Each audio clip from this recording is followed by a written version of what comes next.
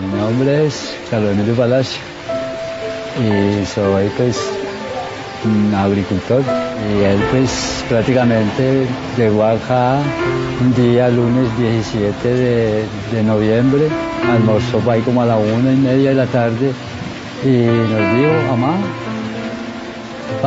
yo me voy con de mi hermana, que vive la hermanita allá por la frente. Fue allí de la vecina, se compró un helado y la última vez que lo vieron fue chupando el helado para una esquina. Y hasta el sol de hoy nunca más volvimos a saber de él. Luis Alfredo Garavito se encuentra actualmente recluido en la prisión de máxima seguridad de Valledupar. Hasta allí llegamos para hacerle la única entrevista que Luis Alfredo Garavito le ha dado a algún medio de comunicación desde que se encuentra en reclusión. Era muy buen hijito, no era de un muchachito país de la calle ni nada. Porque inclusive un señor, amigo nosotros, le dio un carrito para que montara niños en el parque. Y él montaba niños y la plática que el señor le daba, ganaba los centavitos y venía y los partía conmigo. Dentro de los crímenes que Garavito confesó, nunca incluyó el de Luis Carlos Palacios. Los padres de Luis Carlos, aún hoy, no aceptan la muerte de su hijo. Yo siento que en cualquier momentico llega. Dentro de mí yo presiento de que él está vivo, él no está muerto. Me quita ese trauma. Yo toda hora lo veo como que esperando, toda hora como que estuviera vivo. Encontramos por allá unos restos humanos, pues ya nos hicieron unos estudios, nos sacaron sangre, pues llevaron a Bogotá, pues nos dicen que es de él. Pero no contrasta con lo mío, pues digamos... cuando encontramos a los restos, apenas tenía 2 meses y cuando lo encontramos allá ya había en el cráneo, estaba tierra y había hierbas dentro del cráneo. Dentro del cráneo, los huesitos que estaban dentro de la tierra, estaba húmedo, eran de un color y los que estaban por fuera de otro color. Pero para mí él no está muerto, él está vivo.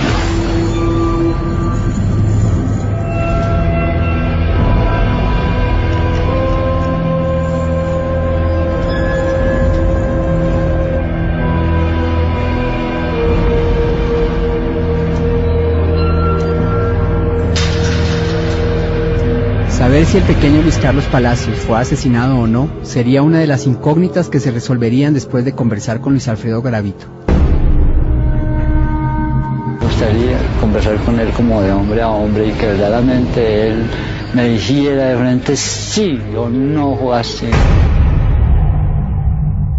Me dijera verdaderamente de qué, por qué o algo así. Mi nombre es Luis Alfredo Garavito Cubillos y actualmente pues estoy preso en esta penitenciaría por múltiples conductas punibles confesadas el 28 de octubre del año 99. Luis Alfredo Garavito, el hombre que aterrorizó al país por la violación y asesinato de más de 170 niños. El asesino en serie más temible de Colombia, Luis Alfredo Garavito. Luis Alfredo Garavito recorrió el país y hasta cruzó fronteras. El psicópata que asesinó a 192 niños.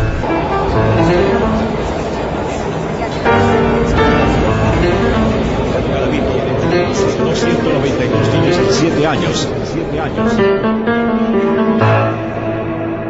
Los europeos como que no asimilan, como que no creen. Todavía reina el mito de Jack el Destripador, y cuando se le habla de 100 o más muertos son un poco escépticos. Sin embargo ya comienzan a aceptar que estamos frente a, yo creo que el más grande homicida serial del mundo. Aunque las víctimas de Luis Alfredo Garavito superan con creces la de cualquiera de los homicidas en serie más conocidos en el mundo, su carrera criminal pasó durante mucho tiempo desapercibida. Para entender un poco más la verdadera magnitud de la carrera criminal de este homicida en serie, hablamos con un perfilador profesional del FBI en los Estados Unidos. La personalidad de Luis Alfredo Garavito es una personalidad patológica. Primero es un narcisista y segundo es un antisocial.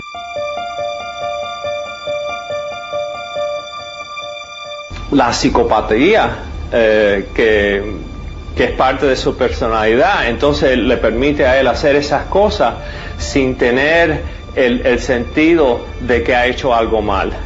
Él no tiene conciencia, entonces él puede matar y 3 minutos después se sienta a almorzar. De un tiempo para acá, Garavito ha empezado a sostener que sufrió una infancia tormentosa. Para muchos especialistas, esta no sería una justificación para su comportamiento. Usted sabe que cuando mi padre llegaba, yo siendo un niño, me daba miedo oírlo hablar y yo me escondía bajo de la cama. Él tenía una correa que nunca se me va a olvidar, y esa correa con él nos pegaba duro y nosotros no podíamos, digamos, jugar ni nada, éramos totalmente, no me pude desarrollar como niño, ¿sí me entiende? Y entonces él me gritaba unas palabras muy duras. Sí, mi hermano me contaba de que pues mi papá con él había sido muy estricto, pues no le quiso dar estudio y lo maltrataba siempre y todo, y lo ponía mucho a trabajar. ¿De dónde viene Luis Alfredo? Luis Alfredo viene de un padre sumamente agresivo, descalificador. No solo lo descalifica a él por ser el hijo mayor, entonces de decirles palabras descalificadoras, de en cierta medida ver la agresión física a la que somete su madre, ver la posición pasiva de la madre, de soportar y tolerar muchas de las cosas, de no creer en Luis Alfredo. ¿Homosexual o pedófilo? ¿Qué es Garavito?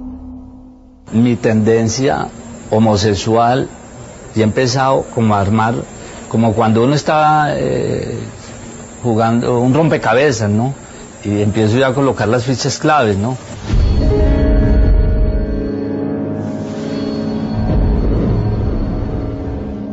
Sentía atracción por las mujeres, pero sentía más atracción hacia los hombres, ¿sí me entiendes? Porque yo veía a un joven, una persona joven, de pronto, digamos, un joven de 13, 14 años, y yo sentía inconscientemente, sin yo entender qué me pasaba, que ese niño a mí me gustaba y yo lo acariciaba, ¿sí?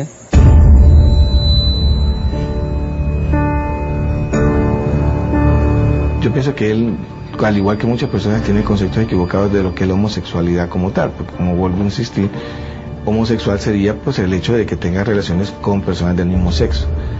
Pero en este caso específico, si bien eran del mismo sexo, el rango de edad de la víctima está comprendido entre los menores y por eso hablamos de pedofilia.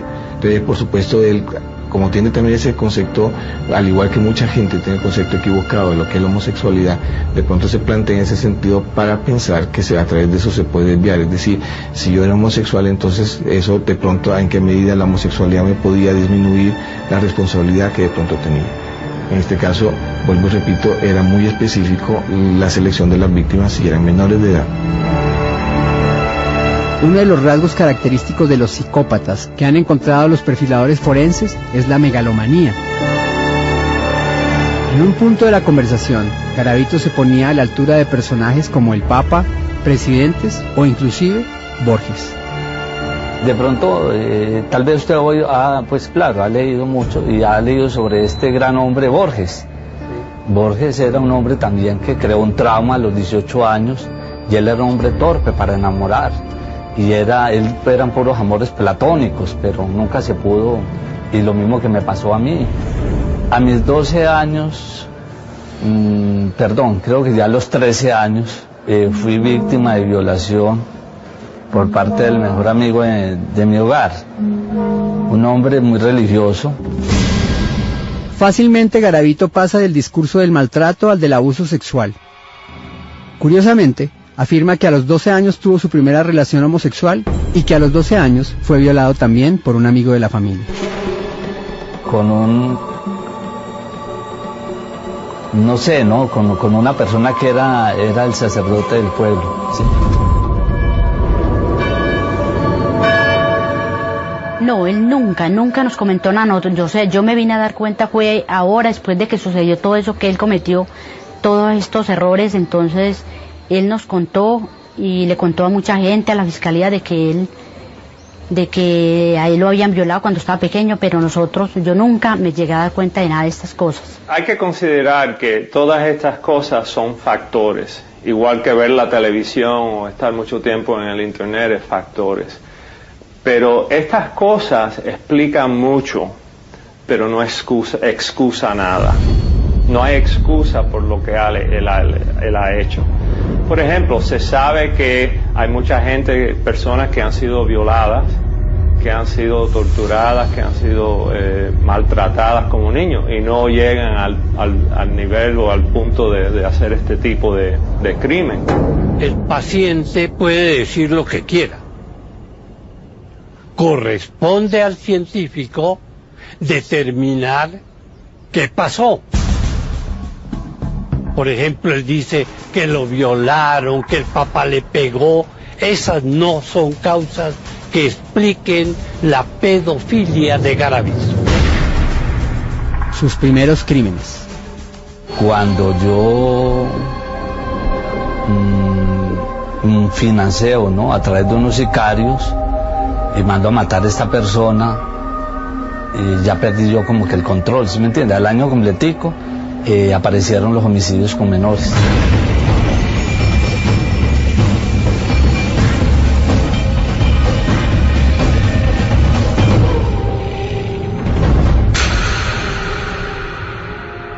Yo ya estaba inclinado hacia los libros de esoterismo y magia negra y había leído en esos días un libro de Adolfo Hitler y de pronto se me entró la obsesión.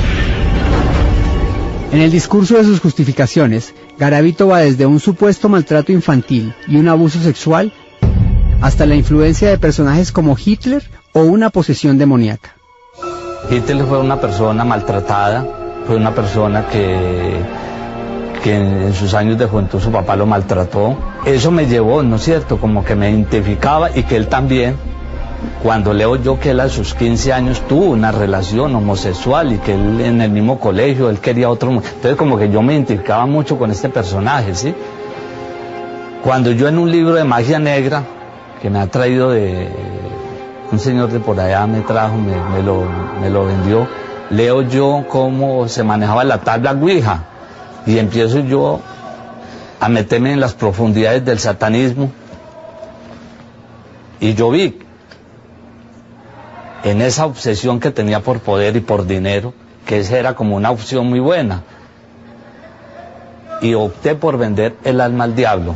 Y resulta que al yo hacer ese pacto, oigo una voz. En ese momento se corren las cortinas, se me para el pelo y entro en una psicosis y oí una voz que me decía que qué quería. Y yo le dije, quiero poder. Digo, ¿me quiere servir? Digo, quiero servirle a usted, le vendo mi alma al diablo. Y así fue que yo, en octubre del año 92, estando en la ciudad de Cali, siento que algo se me posesiona. Y oigo una voz que me indica que me fuera para Jamundí y cometo mi primer homicidio.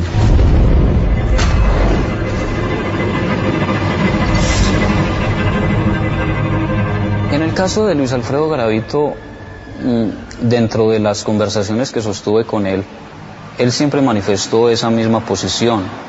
Antes de compartir cualquier tema bíblico, él manifestaba acerca de esa inclinación y acerca de cómo él, en sesiones espiritistas y jugando con la tabla Ouija y todas estas cosas, él siempre manifestó la posesión que él tenía. Eso siempre lo ha manifestado durante todo el tiempo. Él se ha sostenido diciendo lo mismo. ¿Qué pasó dentro de la vida de él? Los científicos, los jueces, la justicia, el pueblo en general no lo van a entender, señor Pirri, porque ellos no van a comprender esto, ¿sí me entiende? Que yo viví, y entonces va a sonar es más bien a justificación y de pronto a que estoy manipulando. Eso es estereotípico, consistente con el asesino en serie. Parte de la personalidad de ellos es que nunca toman responsabilidad por las cosas que ellos hacen. Y a veces dicen que la razón que lo hizo es porque odian a las mujeres, o el diablo le habló, o oyen voces, o tuvo un sueño, o algo así. En realidad, eso es algo que ellos están reportando, es una excusa que ellos dan. Y sinceramente, si no fuera porque lo hubieran agarrado, arrestado, hubiera continuando a cometer los asesinos. Yo no puedo ir a justificar ni echarle la culpa a nadie, porque me tenía que devolver a mis primeros padres, Adán y Eva. Durante las investigaciones se dijo que Garavito utilizaba múltiples disfraces para engañar a sus víctimas. Hoy, este asesino, a quien han apodado la Bestia, lo niega. Yo sí. No lo tomo como un disfraz, ni lo tomo como una fachada, porque yo primero trabajé como brujo, ¿sí me entiende? Y organicé una tal supuesta fundación. Yo, primeramente, señor Pirri, el objetivo mío era conseguir dinero, ¿sí me entiende? Porque me gustaba mucho el dinero, y la mejor forma, yo vi que eso daba plata. La gente cae fácil en esas cosas, es muy crédula, Durante sus justificaciones, Garavito cae en varias inconsistencias. Una de las más curiosas es que, mientras afirma haber cometido los delitos bajo una supuesta posesión diabólica, en el mismo discurso afirma haberse hecho pasar por brujo y engañar a personas inocentes que creen en los muertos y en la tabla Ouija, algo que él mismo llama superchería. Hay mucha gente que cree mucho en todo lo que son, digamos, los muertos, que dicen que si pasan por debajo de una escalera, que eso es mala suerte. Entonces todas esas situaciones son aprovechadas por la persona que tima, ¿no? Por el timador, ¿sí me entiende? En ese caso yo estaba timando a la gente para conseguir un lucro, pero eso es vender digamos cosas que no existen, ¿sí me entiende? Intangibles, ¿sí me entiende? ¿Cómo se llevaba a sus víctimas? Vamos, yo llego a un sitio y nunca soy un extraño y yo llamo a un menor de edad y le ofrezco algo, ¿sí me entiende? Y hay cosas que empiezo yo ¿sí me entiende? A orquestar. ¿Cuáles son los sitios críticos donde una persona puede llegar y fácilmente llevarse un niño? Vamos en muchos sitios, vamos, terminales, en la misma calle, en un centro comercial. Porque pues de mí se ha dicho que era que yo buscaba terminales, no, yo nunca busqué terminales. Casualmente yo llegaba de un viaje, ¿sí? Y había una víctima ahí, y entonces pues yo utilizaba, ¿cómo le explicara? Hablaba, ¿sí me entiende? Lo que yo utilizaba, que ya eso es de público conocimiento, y entonces pues me llevaba a la víctima con engaños, ¿sí? Porque yo no voy a justificar nada, eso hay que decirlo, y yo me lo llevaba con engaños. Bueno, un niño ahí en un semáforo vendiendo, ¿sí me entiende? Sus cositas, y pasa una persona que está proclive a esto, le echa mano, lo convence, ¿sí me entiende? Le ofrece dinero. Es que el dinero es un medio para que pronto un niño, ¿sí me entiende? Bueno, él le capta, ¿sí me entiende? Y si la persona es convincente, pues se lleva el menor y hace lo que va a hacer. No tienen conciencia, no reconocen culpabilidad. Si matan a una niña, dicen no, porque ella estaba por la calle por la noche, suelta, o no, estaba vestido de una manera que no podía evitar o controlarme. Siempre la excusa es afuera de la persona, nunca adentro. Dice, ¿no? Que de las víctimas mías había niños que por ahí que no andén, que eran que gamines. No todas las víctimas, no, eran niños de un estrato no tampoco paupérrimo, sino un extracto más o menos de segunda categoría, clase 2. Y niños que pues de pronto iban al colegio, de pronto niños que de pronto porque les gusta trabajar. En su narcisismo, Garavito prefiere afirmar que no todas sus víctimas eran niños de la calle. Cataloga a algunos de los niños que cayeron en sus garras como elementos estrato 2 o 3 o clase 2. Según los investigadores, Garavito torturaba y abusaba sexualmente de todas sus víctimas. Él lo niega. Yo honestamente, yo no violé ninguna víctima, no me considero un violador, ¿sí me entiende? Cometí los homicidios, bueno, llámese como se llamen, Bueno, de lo que referente a las heridas que presentaron, porque casi en su mayoría fueron restos óseos que encontraron. Dentro de cada uno, ¿cómo van a examinarle, supongamos, 20, 30 restos de óseos? Que los encuentran sin carne ni nada y ya pues al año, a los 2 años. ¿Y medicina legal cómo va a saber si fueron violados o no fueron violados? Fueron niños que fueron cogidos, luego fueron inutilizaron sus movimientos, haberlos amarrado, haberlos agredido, haberlos lesionado, haberlos aporreado. Ya sabemos nosotros que fueron víctimas de delito sexual. Y lo que sí es claro de determinar es que fueron niños que fueron torturados. A un hueso le van a examinar. Entonces, ahí no hay, ¿sí me entiende? Ahí no hay, ¿sí me entiende? No han encontrado muestras de semen tampoco. El siguiente es el testimonio de Brian Ferney, uno de los pocos sobrevivientes de Luis Alfredo Garavito. Comenzó a golpearme, comenzó a morderme, me mordía todas las partes del cuerpo, me babeaba por todas partes. Inclusive que me llegó hasta a morder el pene. Yo lloraba y yo trataba de gritar y él me decía que no gritara. Me decía, no haga bulla, si no lo mato aquí. Yo con ese miedo, y ya me cogió él y me volteó boca abajo para hacerme, pues, para violarme carnalmente. Entonces cuando él me volteó, pero yo ya estaba reventado, yo estaba ya los ojos hinchados, todo por dentro, los labios todo reventado. Entonces cuando él vio que yo me iba a zafar, él cogió el cuchillo y me dijo, se va a volar. Y fue tanta, se va a volar. Con el cuchillo me metió unas puñaladas por acá. Me metió como 6, 7 puñaladas por aquí del pie de la nalga. Otro de los argumentos que Garavito usa para excusarse y negar las violaciones es afirmar que padece de una impotencia que le impide tener una erección. Sin embargo, al ofrecerle la opción de comprobarlo a través de un examen médico, afirma tajantemente que no se sometería a él. Yo no tengo erección, ¿sí me entiende? Es un tema muy espinoso, pero yo no, y muy vergonzante para este suscrito. Yo no violé porque no tengo erección, yo tengo un problema de difusión eréctil. ¿Un médico podría probar que usted sufre de esa disfunción eréctil? Claro que se necesita, ¿sí me entiende? Un examen de un médico especializado, ¿sí me entiende? Pero yo no, personalmente, yo no me voy a ponerme ya en más martirio ni más nada. Que ventilen los homicidios, está bien, pero hay cosas tan íntimas que yo porque tengo. A mí no, nadie me va a solucionar nada, solamente Dios. Y Dios en su debido momento me arreglará esa parte. ¿Sí me entiende? Cuando yo organizo un hogar. La forma fálica del cuchillo tiene representación para él a nivel de su pene. O sea, el cuchillo y su pene son placer en la mente de Garavito. De allí que cuando apuñaleaba en el 92 una sola vez a nivel del corazón a sus víctimas, ofrecía placer. Pero su placer fue pidiendo más requerimientos. Entonces empezó a apuñalear las manos de la víctima y los glúteos y las partes intercostales bajas a nivel de los riñones, cosa que lo hiciera sufrir pero no lo desangrara del todo. El cuchillo es sinónimo de placer, es un falo en la mente de Garavito.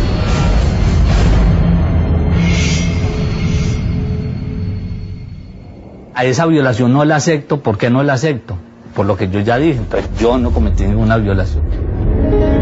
El nuevo Garavito, de asesino a hombre de Dios.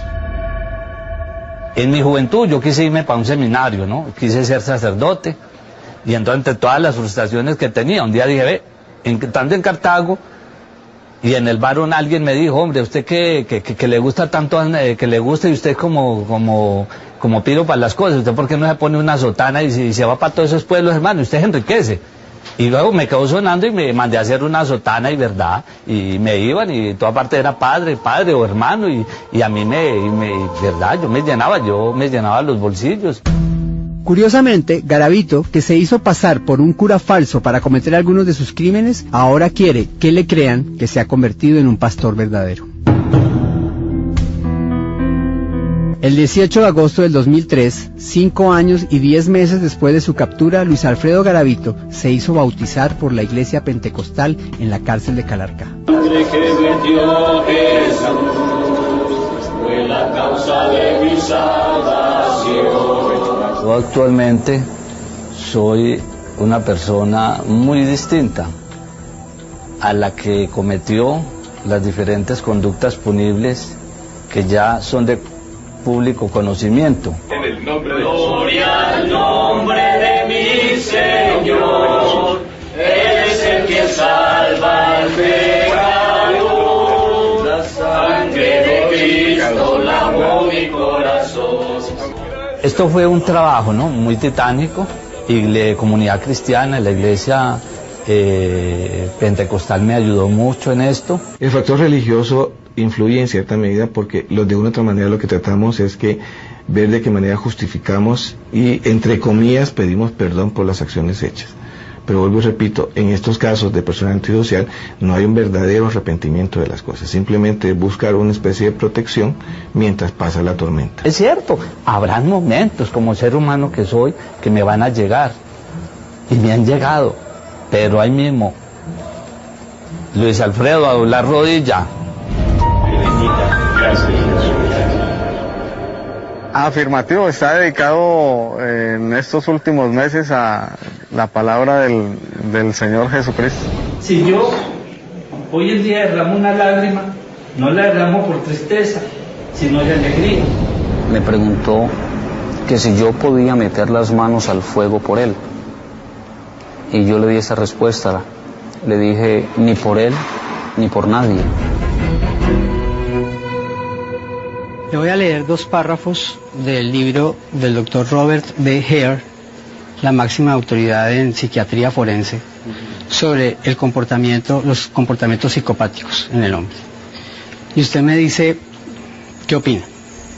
No es raro que, por ejemplo, declaren haberse convertido al cristianismo para anotarse un punto de cara al comité que asigna las libertades, para aprovecharse de la comunidad creyente en la que se meten. Y ahora que se han aceptado las teorías sobre el ciclo del abuso, muchos psicópatas están prestos a declararse víctimas de una infancia terrible, aunque los hechos son muchas veces muy difíciles de comprobar.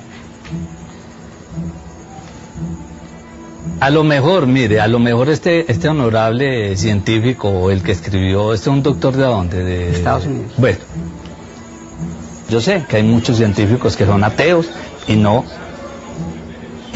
como aceptan, digamos, el cristianismo, pues lo espiritual, eso no lo acepta. Entonces piensa que uno se metió allí ¿sí me entiende? Pero si yo fuera lo contrario, también me criticaría. Ya en la condición de homicida serial es bien difícil que esa conversión se dé en la medida en que necesita una especie de fachada para mostrar pues esa rehabilitación y salir pues ante la comunidad, decir que está totalmente rehabilitado, no hay ningún problema, ¿no? Pero en el fondo todos sabemos, y científicamente ha sido analizado por los expertos, que estas personas vuelven a reincidir. Garavito ha estudiado la ley durante todos estos años de reclusión. Es consciente de las rebajas que podría obtener por estudio y trabajo. Tal vez por eso se ha mostrado como un recluso colaborador y de buen comportamiento. Debido a que se teme que lo puedan asesinar dentro de la cárcel, Garavito es el único recluso en el pabellón de máxima seguridad que tiene una celda para él solo. Bueno, este interno, a pesar de sus presuntas atrocidades o crímenes que haya cometido, no obsta que el Estado le preste la seguridad necesaria, y por ende nuestro deber es protegerlo. Por ende, como le he explicado anteriormente, se encuentra en este sitio. ¿Cuál ha sido su comportamiento? Pues su comportamiento es una actitud moderada, una actitud pasiva, una actitud de un comportamiento muy receptivo hacia las personas que lo tienen que necesariamente cuidar o responder por su seguridad. Durante la investigación, Garavito colaboró con información que condujo al hallazgo de restos de varias víctimas. Sin embargo, de un tiempo para acá, Garavito ha decidido no colaborar más a menos que le paguen con más favores. Me dijeron que Garavito, había caído en manos también de Garavito, pero yo fui a la fiscalía para que me dejaran hablar con él, porque acá también se perdieron más niños en Circasia, en Montenegro, y me llevaron a Pereira, a reconocimiento de los de allá. Ya tampoco pienso yo ya colaborar con más. Yo ya cerré, doblé la página, ya que pesar, ¿sí me entiende? Porque yo me interesaba que esos resticos se entregaran a las familias de las víctimas para que les dieran cristiana sepultura. Yo en este momento, no. A mí, pues, yo pienso hacer una negociación con una fundación, ¿sí me entiende? Si ellos están en capacidad y si ellos quieren meter la mano por esas familias de las víctimas, yo puedo empezar a dar datos, pero yo tendría que salir de aquí.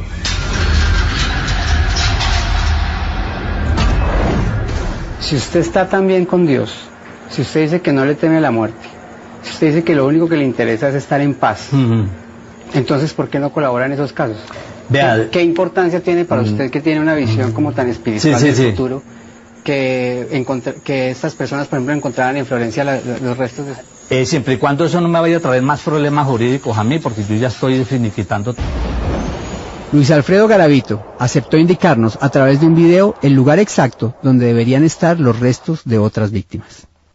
¿Qué necesitaría usted que yo le trajera? Un video de la zona. ¿Y qué zona es exactamente? Esa zona tocaría que, digamos, yo ya después, con más tiempo, empezar a hacer, decirlo, el sitio, ¿no? El barrio y más o menos el sitio como y todo. El de Florencia es un caso bastante, el niño llamaba Gobardo, ¿usted me entiende? A Gobardo, yo tengo ahí tengo yo el dato es en el barrio La Paz. Entrando a Florencia, ahora mire que en Villavicencio yo confesé varios homicidios y que no encuentran nada y que no hay familias. En Santa Fe de Antioquia hay uno, ¿sí me entiende? Pero en Ibagué hay los dos, en Ibagué hay dos, ¿sí me entiende? Yo en los sitios, entrando a Ibagué, como saliendo ya para Girardot, en Cartago, mire pues de que unos restos de por ahí de Toro Valle, no los encontraron ellos, sino otros investigadores. Por allá en Fusa también hay unos restos. Yo tengo cómo se me entiende, cómo entrar. Por el Alto de Rosas también hay otros restos. Yo creo que también condenaron, pero no encontraron los restos. ¿Y en los de Florencia usted eso alcanza a tener claridad del lugar? O sea, ¿usted podría hacer un plano? No, de ese sí tengo ya la claridad. Con ese nomás que se encontrara. Ay, mejor dicho. ¿Y haría usted el plano? Yo haría si el nosotros plano. Lo buscamos. Yo haría el plano, ¿sí me entiende? Haría el plano. Lo que pasa es que el plano lo tengo en la casa, allá en Armenia. Yo voy a mandarlo a buscar, si no estoy capacitado para hacer un plano de nuevo. O sea que le puedo tomar palabra de lo que me está diciendo. Y yo con mucho gusto, señor Pirri, así no importa, pero que haya una persona que los busque y por lo menos que tenga esa idea, llevara así, o se buscó un huesito, alguna cosa, y que ya esa familia ya descanse. Lo que pasa es que es un duelo que no termina. El desaparecido nunca termina el duelo. Nunca termina el duelo. ¿Qué fue lo que le dijo el cabo? ¡Se va a pegar, Chepe! ¡De una! ¡Pégase, Sánchez! ¡Pero se pega! Hágale. Que las flemas no invadan. Elaborados por Garavito y pistas señaladas por él en fotografías que le proporcionamos de los supuestos escenarios donde se habían cometido los crímenes, un equipo del CTI de la Fiscalía buscó exhaustivamente durante varios días. ¿Y cómo estamos? ¿Cómo arriba de qué coordenadas? Pasamos al sistema de coordenadas planas. Resultó que los lugares no eran nuevos. Garavito ya los había señalado en el pasado.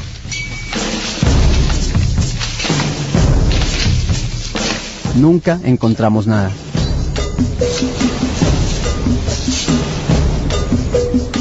La búsqueda se extendió a Florencia, el Alto de las Rosas, Cundinamarca y Fusagasugá.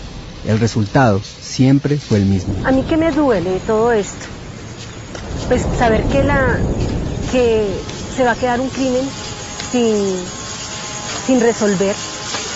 Me duele que una mamá esté esperando un hijo que no va a llegar, ni siquiera van a llegar sus restos. Eso me duele muchísimo. Las pistas que entregó Garavito no llevaron a nada. Pero el hallazgo por parte de la Fiscalía de unos restos humanos correspondientes a un menor de 13 años parecían arrojar luz sobre la investigación en el caso del pequeño Luis Carlos Palacio. En esos días que él se perdió, el tiempo que él se perdió, encontraron los huesitos y los llevaron para hacerle prueba con nosotros. Y salió que es que él es, y están los huesitos en Pereira.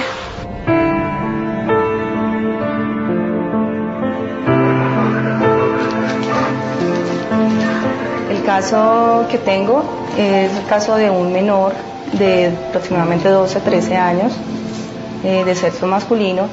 Llegó hace 3 días. El objetivo es identificarlo, compararlo con las muestras de su mamá y de su papá, con las muestras sanguíneas, comparar los perfiles de ADN. Lo único que se podría tomar como una prueba determinante sería un resultado positivo en la prueba de ADN. Doña Rubiela, don Evelio, el motivo de mi visita es pedirle a usted, doña Rubiela, si de manera amable y voluntaria nos permite a nosotros como institución Fiscalía General tomarle una muestra de sangre para poder enviar su muestra a un laboratorio especializado de genética en Bogotá para hacer un cotejo, un perfil de ADN, a ver si su sangre es compatible con los restos óseos que encontramos acá en la ciudad respecto de la desaparición de su hijo Luis Carlos.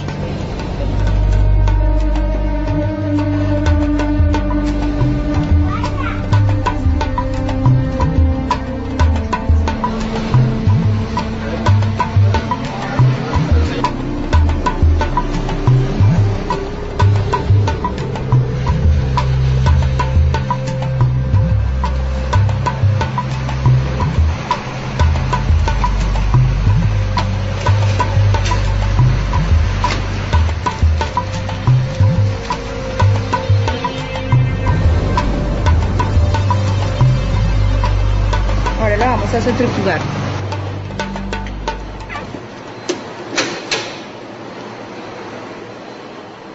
Esta mañana terminamos de fijar fotográficamente las muestras, la parte pues, de restos óseos.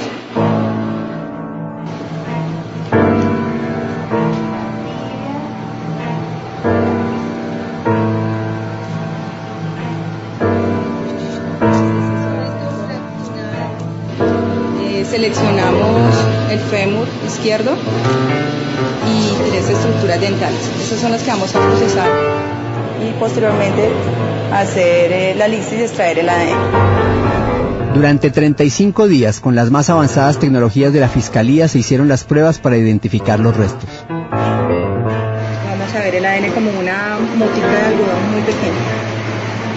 Esta motica que se observa es la molécula de ADN. Después de múltiples pruebas de laboratorio, los expertos de la Fiscalía llegaban a una conclusión definitiva. En este caso, yo concluí que los padres que analicé no son los padres biológicos de las muestras analizadas. Ahora, se le debería dar la noticia a la familia de Luis Carlos Palacio.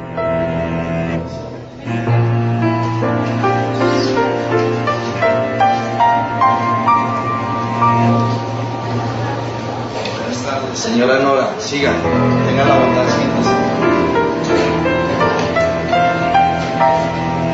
Los resultados ya se encuentran aquí en mis manos. En ellos se concluye que el perfil genético no concuerda, por lo tanto los restos óseos no corresponden a los de su hijo Luis Carlos.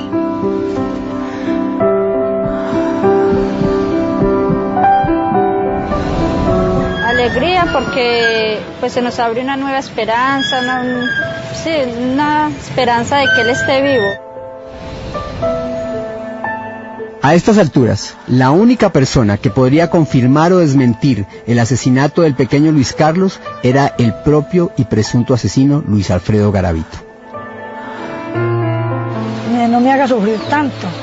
Y si Garavito me lo mató, si es el que me dicen a mí, están los huesitos en PD, yo no los iba a reclamar. También que Garavito me diga, para yo no sufrir tanto como sufrí y sigo sufriendo. 5 meses después de nuestra primera entrevista, Garavito accedió a hablar de nuevo con nosotros y reconocer las fotos de Luis Carlos Palacio para darle una respuesta definitiva a su familia.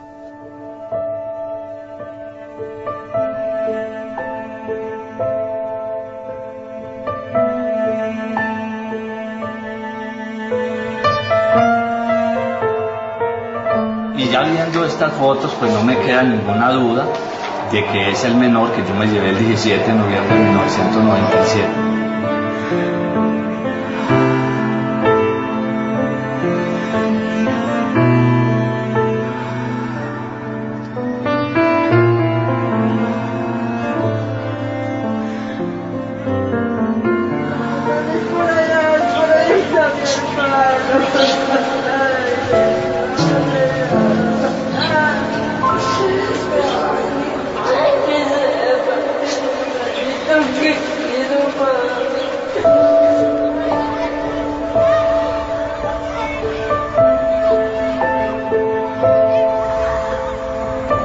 Para mí es muy horrible.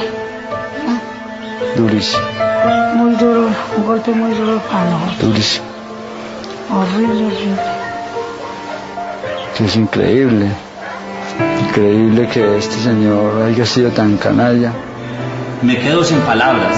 ¿Cuándo va a creer que se va a disculpar así? Que nosotros vamos a quedar muy tranquilos con esas disculpas, como tan tranquilamente, como tan sin vergüenza en la cara. Yo sé que sí es la víctima que yo me llevé, Luis Carlos Palacio Galvez. No, pues es que no debe salir de la cárcel, debe pagar. Él debe pagar, pues ¿cómo lo van a alargar viendo que nos ha hecho tanto daño a todo? No solo a nosotros, sino a muchísima gente de aquí, de Colombia, y no sabes, quién sabe, de cuántos, muchos más países. De Garavito se sospecha hay al menos 2 casos de homicidios de niños en el Ecuador. Llegado el caso, podría ser extraditado a ese país, aunque no se ha avanzado en esas investigaciones. 2 años después de haber hecho este cotejo, la Fiscalía confirmaría la dolorosa noticia para la familia Palacio al encontrar en uno de los lugares que Garavito nos había señalado los restos correspondientes al pequeño Luis Carlos Palacio.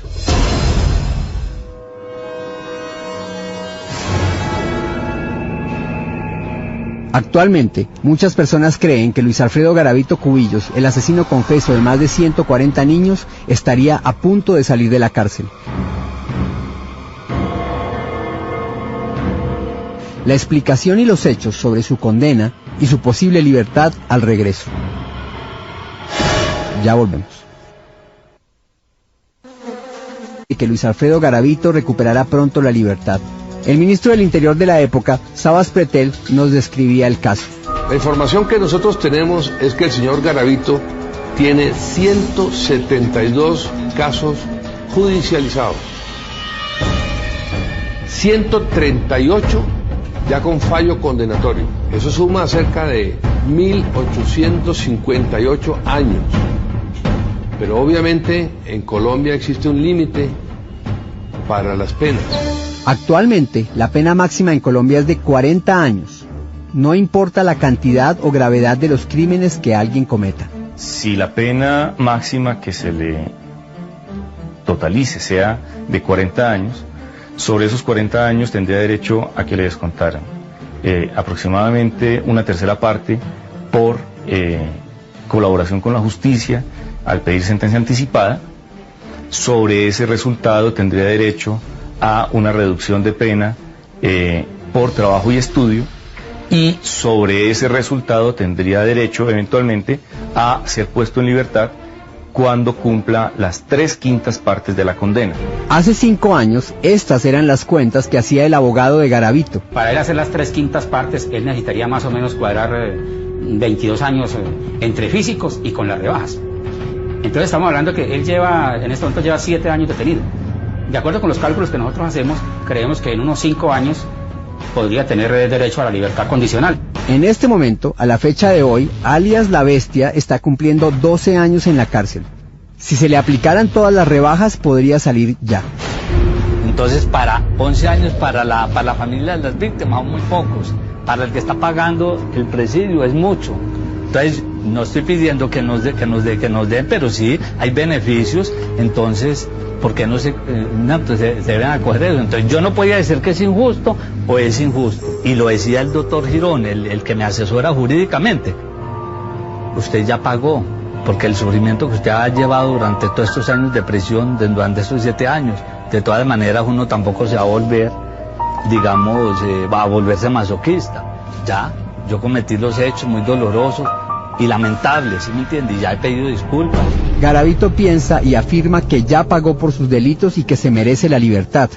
La sociedad no piensa igual. A raíz de este escándalo, millones de personas se mostraron indignadas y se manifestaron por diferentes medios, incluyendo las redes sociales.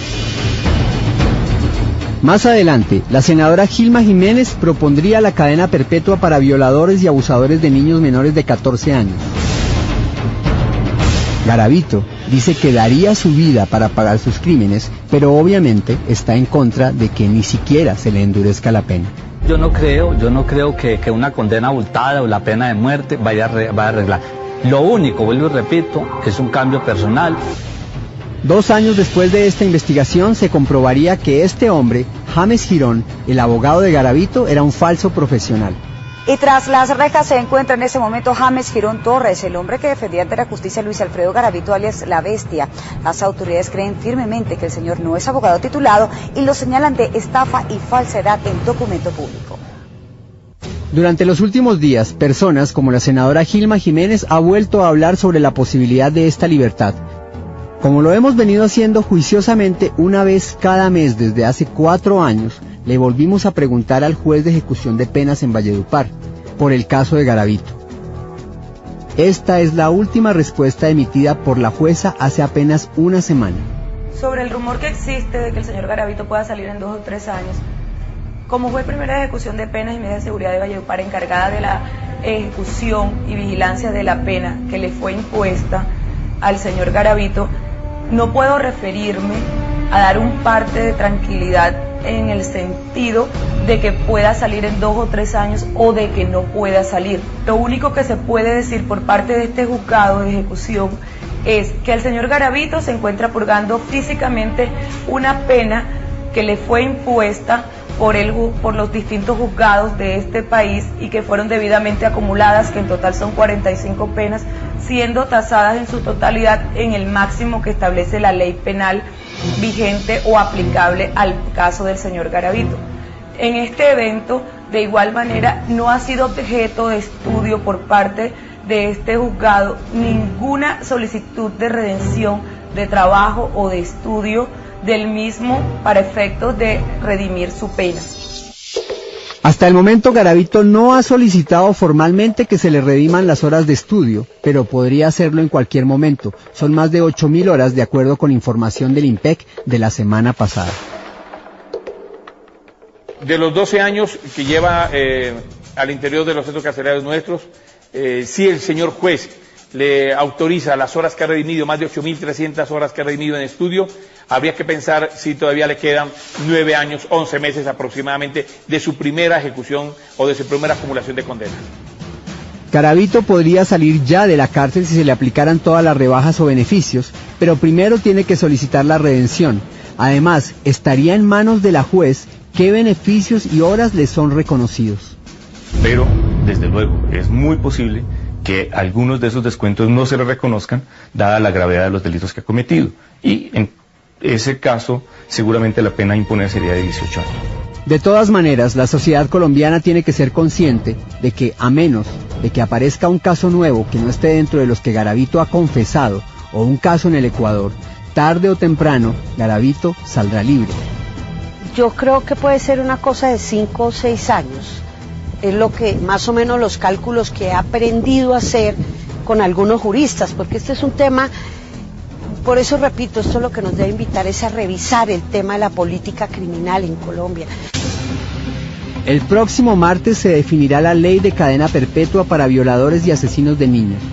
Hay que dejar muy claro que de ser aprobada, esta nueva ley no cobijaría a Garavito ni le aumentaría la pena, ya que las leyes en Colombia no son retroactivas a menos que sea para beneficio del criminal. La pena original de Garavito era de 52 años, pero al cambiar la ley quedó en 40 sin las rebajas. Por el momento nosotros seguiremos consultando una vez cada mes a la jueza de ejecución de penas para poderle comunicar a la opinión pública la fecha exacta de su salida cuando ésta sea dada. De 11 a 18 años por la tortura y asesinato de más de 140 niños. Un promedio de 1 mes de prisión por cada menor asesinado. Pero más allá de los números y las cifras, para comprender el grado de peligrosidad de este criminal, hay que ver la descripción forense del caso de Ronald, la víctima hallada en Tunja, por la que se le dio a Garavito la pena más alta. Es la única necropsia que tal vez me ha erizado los pelos, como se dice, porque cuando yo llegué a la morgue, le dije al auxiliar, le dije, mire, póngamelo derecho, ¿no? Es que me lo pusieron para abajo y de ese para arriba. Y el auxiliar me dijo, no, doctora, él está bien. Le dije, pero no está viendo que la cabeza está para abajo. Y me dijo, no, es que está decapitado. Para mí eso fue horrible. Ya cuando empecé a hacer la descripción de todo el montón de lesiones que tenía, la verdad que me sacaron lágrimas. Yo decía, por Dios santo bendito, ¿cuánto no sufrió este niño? Porque es que fue torturado. Tenía una lesión grande, muy grande, que unía el recto con los genitales. Yo creo que es la peor necropsia que yo he hecho en mi vida, más salvaje, más brutal. E incluso la herida que tenía de la decapitación era vital. O sea, el niño estaba vivo cuando lo decapitó. ¿Puede una persona así resocializarse? Hablamos con varios expertos en Colombia y en los Estados Unidos y todos coinciden en las altísimas probabilidades de que si queda libre, Garavito volverá a matar. Él no es libre cuando está con un niño, de decir no lo hago, de decir esto es un delito. Sabe que es un delito, sabe que es un horror, sabe que perjudica a la sociedad y a la familia. No puede contenerse. Cuando salga de la cárcel, oh dolor, seguirá con su pedofilia, seguirá violando, porque él no puede controlarse. Es muy grave, es decir, lo más seguro es que él reincida. No creo que haya ninguna esperanza de rehabilitación. Los expertos creen que ningún pedófilo puede rehabilitar. La investigación nos muestra que el 75% de los pedófilos nunca se pueden rehabilitar y hay muchas dudas sobre el otro 25%. Si a él le sumáramos todos de ese montón de homicidios, pues, le sumaría 800, 900 años de prisión, ¿no? Pero aquí pueden cometer 1000 homicidios y se condena por uno, pues eso es algo que no es lógico. Hay estados que tienen la pena de muerte solo por el abuso sexual a un niño, pero hay algunos estados, casi la mitad, que dan la pena de muerte por la muerte de un niño o un adulto. Pero hay unos estados, casi la mitad, que dan la cadena perpetua provisional o la pena de muerte por el asesinato de uno o más seres humanos. No puedo imaginarme que alguien que fue convicto de tantos homicidios vaya a ver la luz del día otra vez. Como Jeffrey Dahmer o Lacey, los asesinos en serie que son de acá. El último, el del francotirador de Washington, todos han recibido cadena perpetua o pena de muerte. Lo que vale un niño en Colombia es igual que lo que vale en cualquier otro país. Y sabemos que él a lo mínimo ha matado más de 185 niños. Pensar de que él va a salir otra vez, yo les puedo asegurar que él va a matar otra vez, él nunca va a cambiar y que en cualquier ciudad donde él va a vivir van a haber muertos. Garavito da por un hecho su libertad e inclusive tiene planes para el futuro. Lo que más preocupa de su discurso es la palabra clandestinidad. Cuando me llegue la libertad física, allá en la clandestinidad, me empezaré a prepararme, ¿sí me entiende? Intelectualmente, para llegar algún día, así como van a llegar de pronto los señores paramilitares, o han llegado los señores del M-19, al Congreso de la República. Yo aspiro a llegar al Congreso de la República. ¿Para qué, señor Pirri? Para trabajar por la niñez desamparada.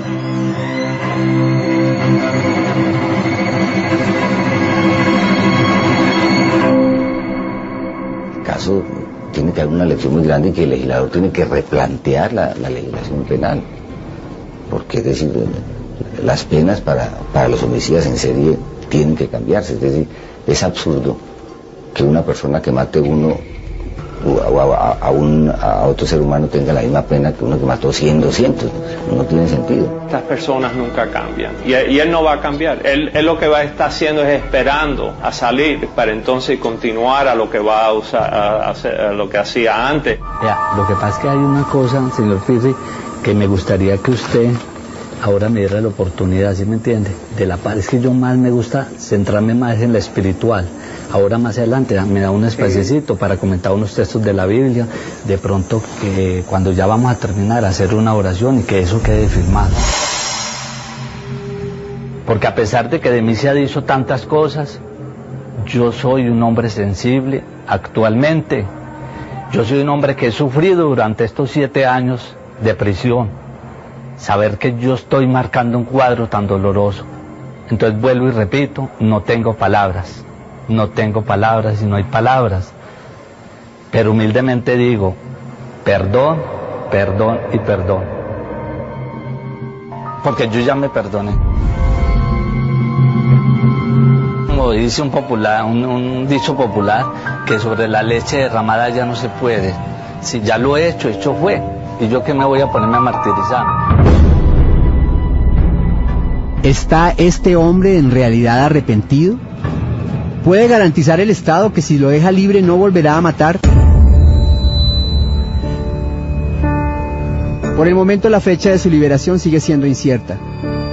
Nadie podría afirmar que vaya a suceder por estos días y todo lo que se especula en las redes sociales por el momento son solo rumores. Aún no hay una total claridad por parte de las autoridades sobre el mapa jurídico completo de este criminal. Tal vez el peor asesino en serie de la historia de la humanidad. La pregunta